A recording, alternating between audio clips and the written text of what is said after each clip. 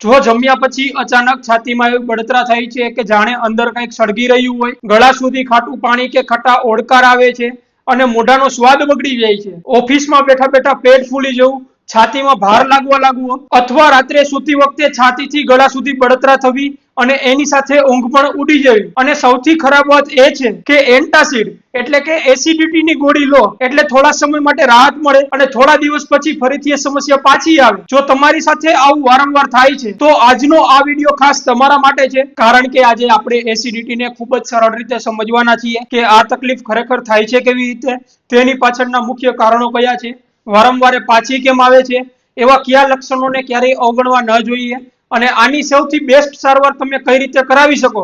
તો હું છું ડોક્ટર અભય સિયાણી, સન હોમિયોપેથી રાજકોટથી. આજનો આ વિડીયો શરૂ કરતા પહેલા મિત્રો હું તમને એક રિક્વેસ્ટ કરવા માંગુ છું. અમારું લક્ષ્ય એ છે કે શરીરમાં થતા તમામ રોગોની સૌથી સરળ અને વૈજ્ઞાનિક માહિતી ગુજરાતના બધા જ લોકોને સરળતાથી મળી રહે.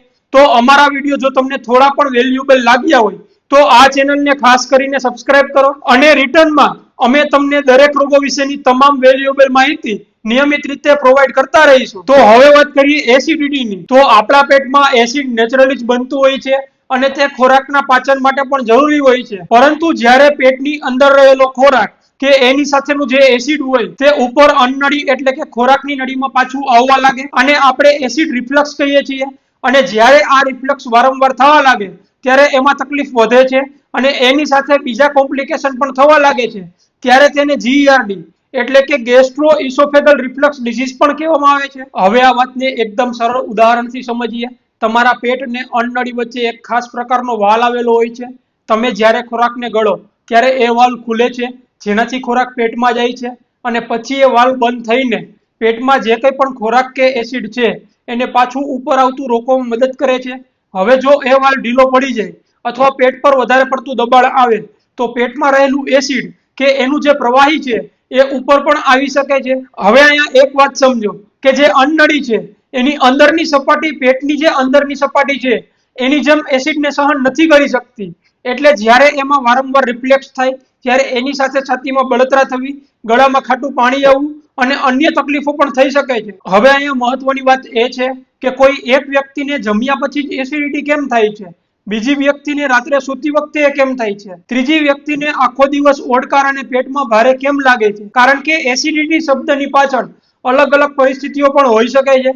જેમ કે એસિડિટી અને અપચો એ બે અલગ વસ્તુ છે.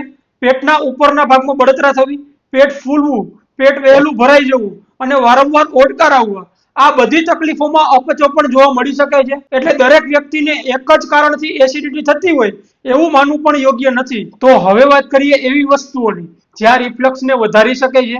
એક સાથે વધારે પડતો ખોરાક લેવો, ખાસ કરીને મોડી રાત્રે હેવી ખોરાક લેવો, જમ્યા પછી તરત સૂઈ જવું, વધારે પડતું વજન, ધૂમ્રપાન અને કેટલાક લોકોમાં આલ્કોહોલ જેવી વસ્તુઓ પણ આ રિફ્લક્સના લક્ષણોમાં વધારો કરી શકે છે. તેમજ પ્રેગ્નન્સી દરમિયાન પણ આ રિફ્લક્સ વધારે થઈ શકે છે. અમુક દવાઓ કેટલાક લોકોમાં આ તકલીફમાં વધારો કરી શકે છે. એટલે જો તમને વારંવાર આ સમસ્યા થાય છે તો હું માત્ર તીખું ખાઉં છું એટલે થાય છે એવું એક જ કારણ નક્કી કરી દેવું પણ યોગ્ય નથી હોતું. અને અહીંયા સ્ટ્રેસની પણ વાત આવે છે.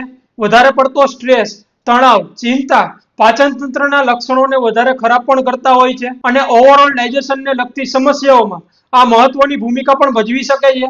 તેથી જો રિફ્લક્સ વારંવાર થાય છે તો લક્ષણોની સંપૂર્ણ પેટર્ન સમજવી વધારે જરૂરી છે. હવે તમને કદાચ લાગતું હશે કે એસિડિટીના લક્ષણો એટલે બસ છાતીમાં બળતરા અને ખાટા ઓડકાર, પરંતુ આ વાત એટલી સરળ નથી. આ રિફ્લક્સના કારણે ખાધેલો ખોરાક ગળા અથવા મોઢા સુધી પાછો પણ આવી શકે છે અને છાતીના મધ્ય ભાગમાં બળતરા પણ થઈ શકે છે. કેટલાક લોકોને ગળવામાં તકલીફ થવી અથવા ગળતી વખતે દુખાવો પણ થઈ શકે છે. કેટલાક દર્દીઓમાં વારંવાર કફ આવવો અથવા અવાજ બેસી જવા જેવી ગળાને લગતી સમસ્યાઓ પણ એસિડ રિફ્લક્સ સાથે જોડાયેલી હોઈ શકે છે. એટલે જો તમને વારંવાર ગળામાં કંઈક અટવાતું એવું લાગે, અવાજમાં સતત ફેરફાર થાય, વારંવાર પેટમાંથી ખાટું પાણી ઉપર આવે અથવા રાત્રે છાતીમાં બળતરાથી ઊંઘ બગડે તો માત્ર એક એસિડિટીની કેપ્સ્યુલ એટલે કે એન્ટાસિડ વારંવાર લેવાને બદલે એની પાછળનું કારણ સમજવાનો પ્રયત્ન કરવો જોઈએ. તો હવે એ પ્રશ્નનો જવાબ આપીએ જેની કદાચ તમે શરૂઆતથી રાહ જોઈ રહ્યા છો કે એસિડિટી વારંવાર પાછી કેમ આવે છે.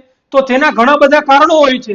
જો તમે રાત્રે ખૂબ જ મોડું જમતા હો, જો જમ્યા પછી તરત સુવાનું થતું હોય, જો તમારું વજન વધારે હોય અથવા અમુક ચોક્કસ ખોરાક તમારા માટે ટ્રિગર પણ હોઈ શકે છે. કદાચ તમને રિફ્લક્સ છે પરંતુ તેને માત્ર તમે ગેસની તકલીફ જ માની રહ્યા છો, અથવા તમને રિફ્લક્સ સિવાય અપચા જેવી પણ બીજી સમસ્યા હોઈ શકે છે. અને વારંવાર કોઈ દવા લેવાથી હાઇટલ હર્નિયા અથવા બીજી મેડિકલ કન્ડિશન પણ ઘણા દર્દીઓમાં જોવા મળતી હોય છે. હવે એક પ્રેક્ટિકલ વાત કરીએ.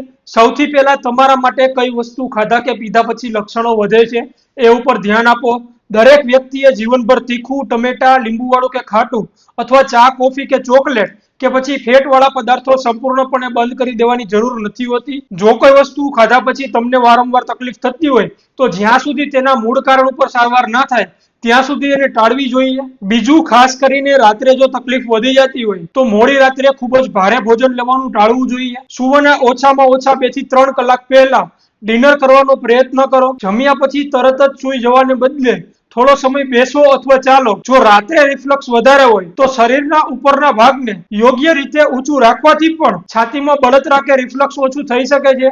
જો તમારું વજન વધારે હોય તો ધીમે ધીમે હેલ્ધી વેટ તરફ જવું પણ રિફ્લક્સના સિમ્પટમ ઘટાડવામાં મદદ કરી શકે છે. અહીંયા વજન ઘટાડો એટલે સાવ ભૂખ્યા રહેવાનું છે એવું નથી, પરંતુ સંતુલિત ખોરાક, નિયમિત ફિઝિકલ એક્ટિવિટી અને લાંબા ગાળે ટકી શકે એવી લાઇફસ્ટાઇલ બનાવવી એ વધુ યોગ્ય રસ્તો છે. જો તમે આલ્કોહોલ લેતા હોય, સ્મોકિંગ કરતા હોય અને એનાથી તમને તકલીફ વધી જતી હોય તો તેને છોડવું ખૂબ જ મહત્વનું બની જાય છે. અને ટાઈટ કપડા અથવા ખૂબ જ ટાઈટ બેલ્ટથી પેટ પર દબાણ વધતું હોય તો તેને ટાળવું ઉપયોગી થઈ શકે છે. પણ હવે આ વિડીયોની સૌથી ગંભીર અને સૌથી મહત્વની વાત સાંભળજો. દરેક છાતીની બળતરા એસિડિટી નથી હોતી. જો છાતીમાં દબાણ અથવા દુખાવો ખૂબ જ વધારે કે તીવ્ર હોય, ખાસ કરીને એની સાથે શ્વાસ લેવામાં તકલીફ, ઠંડો પરસેવો, ચક્કર, નબળાઈ અથવા દુખાવો જે છે એ હાથ, જડબા અને ગરદન સુધી ફેલાતો હોય તો તેને માત્ર ગેસ કહીને ઘરે બેસી ના રહેવું. છાતીના આવા લક્ષણોમાં તાત્કાલિક મેડિકલ ઇવેલ્યુએશન જરૂરી હોય છે, કારણ કે હૃદયની કેટલીક ગંભીર સમસ્યાઓ અપચો અથવા એસિડિટી જેવી પણ લાગી શકે છે. અને જો ખોરાક ગળવામાં અટકતો હોય,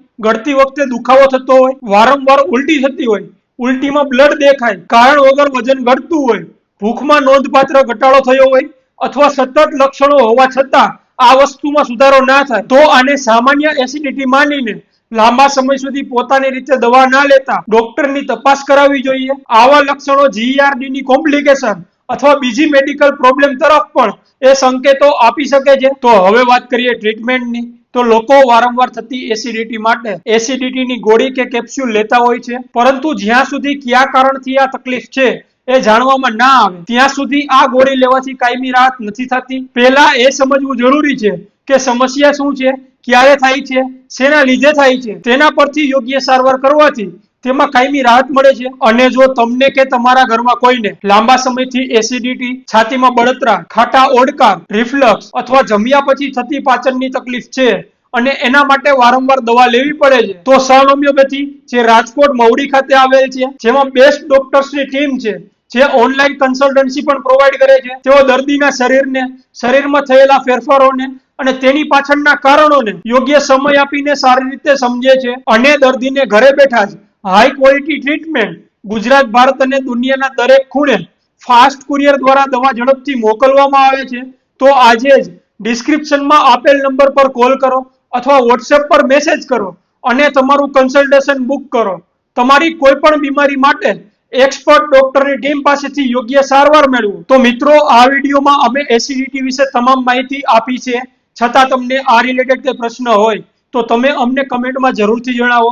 અને સાથે જ બીજા સ્વાસ્થ્યને લગતા તમારા કોઈ પણ પ્રશ્નો હોય તો એ પણ તમે અમને કમેન્ટમાં જરૂરથી જણાવો.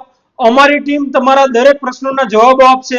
હવે મિત્રો, જો તમને આ વિડીયો ઉપયોગી લાગ્યો હોય તો આ વિડીયોને લાઈક કરો, તમારા પરિવાર અને મિત્રો સાથે આ વિડીયોને શેર કરો અને આવી સ્વાસ્થ્ય સંબંધિત વૈજ્ઞાનિક સરળ ભાષામાં જાણકારી મેળવવા માટે અમારી ચેનલ સન હોમિયોપેથી રાજકોટને સબસ્ક્રાઇબ કરવાનું ભૂલતા નહીં, કારણ કે યોગ્ય સમયે યોગ્ય સલાહ લેવી એ ખૂબ જ સમજદારીનું પગલું છે. તો ફરી મળીશું આવતા વિડીયોમાં એક નવા ટોપિક સાથે. ત્યાં સુધી સ્વસ્થ રહો, સુરક્ષિત રહો. જય હિન્દ.